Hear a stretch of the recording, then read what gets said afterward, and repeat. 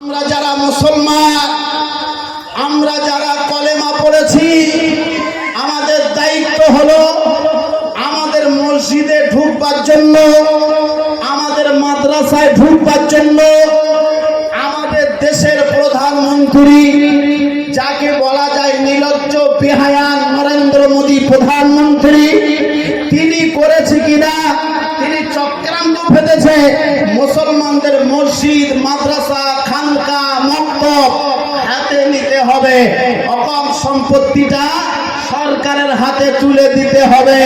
মুসলমান শরীরে রক্ত থাকতে আমি আজকে এই জায়গা থেকে বলছি, আল্লাহ দোহাই দিয়ে, আল্লাহ শপথ, মুসলমান মরে যাবে, মুসলমান শহীদ হয়ে যাবে, মুসলমান বিবি বাচ্চাকে কতল করে দেবে, তারপরেও আল্লাহর ঘর বেঈমানের হাতে যাবে, এটা মুসলমান সহজে মেনে নেবে?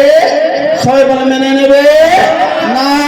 এজন্য প্রিয় মুসলমান ভাইরা, আমাদের গত রাত পর্যন্ত প্রায় 3.5 কোটির বেশি আমাদের অকপ সম্পত্তি, আমরা যাতে বিলটা বরখাস্ত হয়ে যায়, বিলটা বানচাল হয়ে যায়, তার পক্ষে ভোট দিয়েছে। এজন্য মুসলমান কলিজার টুকরা বাবাজি, নির্লজ্জ বেহায়া প্রধানমন্ত্রী, আমরা তাকে জানাতে চাই, তুমি যেভাবে দেশটাকে শেষের দিকে নিয়ে যাচ্ছ, আমরা মুসলমান যখন জাগ্রত হবে, তুমিও ওই হাসিনার মতো পালাতে ভ্রমণ পাবে না রে ভাই।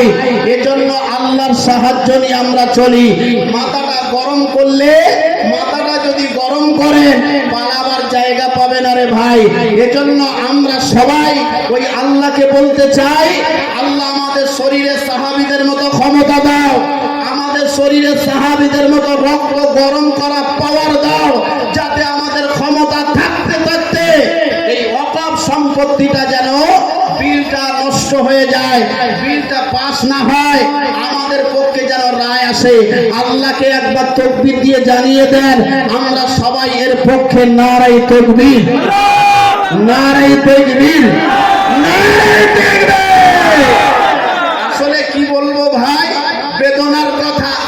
বাংলাদেশের নির্লজ্জ মহিলা প্রধানমন্ত্রী শেখ হাসিনা খালা, সে এখন দেশ থেকে পালিয়ে আমাদের ভারতে তার ঠাঁই হয়েছে। ওরও স্বামী নাই, আর এ নির্লজ্জরও বউ নাই। বিষয়টা বলতে হয়, ওই নির্লজ্জ মহিলা, বাংলাদেশে তো যেতে হয়, আমি প্রায় যাই বাংলাদেশে। আমি একটা বয়ানের মজলিসে কথা বলছিলাম, আমার পাশে চেয়ারম্যান সাহেব বসা, তো আমি বলতে বলতে বলে ফেললাম যে আপনাদের এই হাসিনা সরকারের ভিতরে একজন শিক্ষামন্ত্রী ডক্টর দীপুমণি, ওই ম্যাডাম করেছে কিনা, তৎকালীন সময় একটা বিল এনেছিল যে প্রতিটা শিক্ষা প্রতিষ্ঠানে নামাজের ঘর বাধ্যতামূলক। আমি যখন এই বিষয়টাকে বিস্তর করে বললাম, আমি ওয়েলকাম জানালাম, চেয়ারম্যান সাহেব আমার পিঠে হাত দিয়ে বললেন, হুজুর খুব সুন্দর কথা আপনি বলেছেন, খুব দারুণ কথা বলেছেন, খুব গুড কথা বলেছেন। আমি বলি আলহামদুলিল্লাহ, ভালো কাজ করলে তো ভালো প্রশংসা করা লাগবে, কথা ঠিক কি ঠিক না? আমি যখন পরে বললাম, আপনার এই আওয়ামী লীগের সরকার, হাসিনা সরকার, বিশ্ব বরেণ্য বিশ্ব মুফাসসির আল্লামা দেলওয়ার হোসাইন সাঈদী রাহিমাহুল্লাহ হুজুরকে আটকে রেখেছে, এটা কিন্তু আমরা ভারতের মানুষ মর্মাহত। তখন চেয়ারম্যান সাহেব আমার দিকে বড় বড় চোখ বের করে বলছে, হুজুর এটা কেন বললেন? আমি বললাম, ও বুঝেছি, সুবিধেবাদী, মানে তোমার দিকে যখন গেছে তুমি বাহা দিলে, আর তোমার বিপক্ষে যখন গেছে তুমি মোটা মোটা চোখ বার করলে। তবে শুনে নাও, আমরা মুহাম্মদ সাল্লাল্লাহু আলাইহি ওয়াসাল্লামের অনুসারী, আমরা নবীর আদর্শে আদর্শিত, 15টা বছর মাদ্রাসায় পড়েছি, দেন না গলায় চুরি দেন, সমস্যা নাই।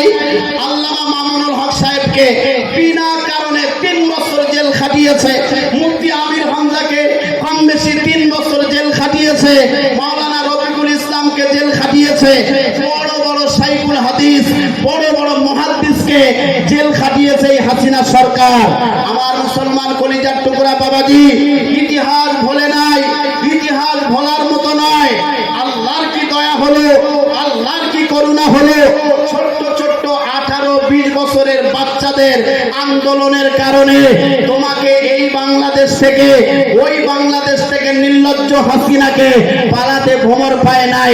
মানে হলো আল্লাহ যখন ধরে সহজে নয়, একেবারে জব্দ করে দুনিয়া থেকে বিদায় দিয়ে তাকে ছাড়ে। কথা ঠিক কি ঠিক না? কথা ঠিক কি ঠিক না? কারণ ইতিহাস তো পড়েছি, ফেরাউন যখন হযরত মূসা আলাইহিস সালামকে এমন করে মারার জন্য চক্রান্ত করলো, মূসা আলাইহিস সালাম চলে যাচ্ছেন আল্লাহর হুকুমে, মূসা নদীর এপার থেকে ওপারে চলে গেলেন, আল্লাহর পক্ষ থেকে রাস্তা হয়ে গেল। ফেরাউন বলল কি, ফেরাউনও দেখছে মূসা এই পথে গিয়েছে, আমাকেও যাওয়া লাগবে। ফেরাউন যেই না সদল বলে মাঝখানে গেল, আল্লাহ জিবরাইলকে বলল, জিবরাইল আর দেরি করিস না, ওকে কেলে জুতো দিয়ে মুখে মারতে মারতে নীল নদের তীরে চুপিয়ে চুপিয়ে ওকে দুনিয়া থেকে বিদায় করে দাও। এসব ইতিহাস কথা ঠিক কি ঠিক না? আমার মুসলমান কলিজার টুকরা বাবাজি, এর জন্য একটা কথা বলি, আমরা ভারতবর্ষের আইনকে, সংবিধানকে সম্মান করি, আমরা ভারতীয়, আমরা আমাদের জন্মভূমিকে শ্রদ্ধা করি। নবী বলেছেন জন্মভূমিকে শ্রদ্ধা করা ঈমানের অঙ্গ। এজন্য সরকারে বসেছেন বলে যা খুশি বলবেন, যেটা চাই সেটাই করবেন, এটা কোনোদিন মেনে নেওয়া যাবে যাবে? শরীরে ক্ষমতা থাকতে কোনোদিন আমরা ওয়াকফ সম্পত্তি ওই বেঈমানের হাতে যাবে, এটা আমরা মেনে নিচ্ছি না। আল্লাহর পক্ষ থেকে ফয়সালা হয়ে যাবে ইনশাআল্লাহ। প্রায় পয়েন্টে 4 কোটি মানুষ ভোট দিয়েছে যে আমাদের সম্পত্তি, আমাদের মসজিদ, আমাদের মাদ্রাসা, আমাদের খানকা, আমাদের মক্তব আমাদের গ্রামের জনগণ চালাবে। এই কথাটা বলবার পরে আমাকে এক সাহেব বলল যে হুজুর আপনি এই সব বক্তব্য কেন দিলেন? আমি বললাম শোনেন, একটা কথা বলি, যার ঈমান যত বেশি, যার ঈমানের যত তেজ, ও কোনো বেঈমানের ভয় পায় না। আসাদুদ্দিন ওয়াইসি পার্লামেন্টে বিলটা ছেড়ে দিল। আসাদুদ্দিন ওয়াইসি ঠুকে বলল যে আমি আসাদুদ্দিন ওয়াইসি, আমি যতদিন থাকবো শরীয়তের কোন গড় খেলাপি কাজ এই পার্লামেন্টে হবে না। আমার মুসলমান বাবাজি, আমরাও সাহেব আপনার সঙ্গে আছি, আমরাও আল্লাহর ঘর রক্ষার জন্য লড়াইতে নামতে আছি। আল্লাহকে একবার জানিয়ে দেন, আমরা সবাই আল্লাহর বান্দা হিসাবে আল্লাহর জমিন থেকে আল্লাহর নামে ধ্বনি দিয়ে জানাতে চাই আমরাও আল্লাহর ঘরের সঙ্গে আছি। নারায়ে তাকবীর, নারায়ে তাকবীর, নারায়ে তাকবীর। সিলসিলায় হক ফুরফুরা শরীফ, সিলসিলায় হক ফুরফুরা শরীফ, মহান মিলাদুন নবী জলসা, মহান নবী দিবস, নারায়ে তাকবীর। আমার প্রিয় মুসলমান ভাইরা, ঘুমিয়ে থাকার আর সময় না, সচেতন হতে হবে। কি হতে হবে? মুরব্বী কথা বলতে পারেন না, ছেলেকে সামনে দাঁড় করিয়ে দেন, বাবা মরে যাবি তো আল্লাহর জন্য মরে যাবি, বেঁচে থাকবি তো আল্লাহর জন্য বেঁচে থাকবি, আমার জন্য নয়, দুনিয়ার কোন শয়তানের জন্য নয়। আল্লাহর জমিন আল্লাহর বিধান চলবে, আল্লাহর জমিন আল্লাহর প্রশংসা যেখানে চলবে সেখানে চলে যাবি। কোন পার্টি করলি, কোন পার্টির সঙ্গে যুক্ত আছি, বিষয়টা সেটা না। কথা বুঝে আসলো বাবা? কথা কি বুঝে আসলো? কোন পার্টি করছেন, কি করছেন সেটা নয়, আল্লাহর ঘরের প্রতি যখন আক্রমণ আসবে, আল্লাহর প্রতি যখন আক্রমণ আসবে, আমরা তখন সবাই এক হয়ে আমরা জানাতে চাই যে আমরা মুসলমান সব এক আছি। কথা বুঝে আসলো? আমার প্রিয় মুসলমান বাবাজি, আর একটা কথা আপনাদেরকে বলতে চাই, আমাদের ঘরের নারীরা বর্তমান সময় নবীজি বলেছেন কিয়ামতের আলামত 10টা দেখা দেবে। কয়টা? কথা বলে না, কয়টা? প্রথম নাম্বার হলো বিদ্যা সমাজ থেকে উঠে যাবে। কি উঠে যাবে? কথা বলে না। আচ্ছা, খারাপ লাগে আপনাদের? খারাপ লাগে আপনাদের? বিদ্যা সমাজ থেকে উঠে যাবে। এখন শিক্ষিত লোকের সম্মান নাই, মূর্খ লোক চেয়ারে বসে শিক্ষিত লোকের আমল ঘুরোচ্ছে। কথা কি ভুল বললাম নাকি?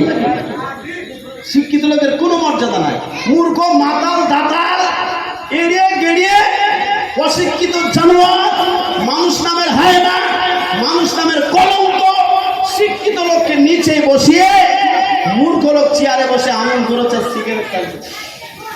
বল তোর কি সমস্যা বল? আল্লাহ রসুল বললেন কিয়ামতের আলামত। কিসের আলামত? চলছে কি চলছে না? মাশাআল্লাহ, আলহামদুলিল্লাহ, আপনাদের এখানে সব আল্লাহর ওলি। যত সমস্যা নিউ টাউনে, এখানে কোনো সমস্যা নাই।